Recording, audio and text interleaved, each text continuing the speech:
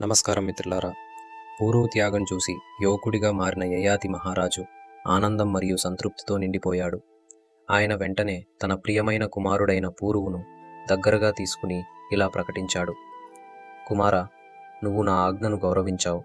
నీ ధర్మ నిబద్ధత, తండ్రి పట్ల నీకున్న ప్రేమ అమూల్యమైనవి. అందుకే నేను నీకు గొప్ప వరాన్ని ఇస్తున్నాను. నీ వంశమే ఇక మీదట ఈ భూమిపై గొప్ప రాజులను, చక్రవర్తులను అందిస్తుంది. ఈ యావత్ భారతావనిలో నీ వంశం అత్యంత కీర్తి పొందుతుంది. ఈ విధంగా యయాతి మహారాజు తన ఆశీర్వాదాన్ని పూరువుకు అందించి అతన్ని ఆ గొప్ప వంశానికి మూలపురుషుడిగా చేశారు. పూరువు ఇచ్చిన యవ్వనంతో యయాతి మహారాజు చాలా కాలం లౌకిక సుఖాలను అనుభవించారు.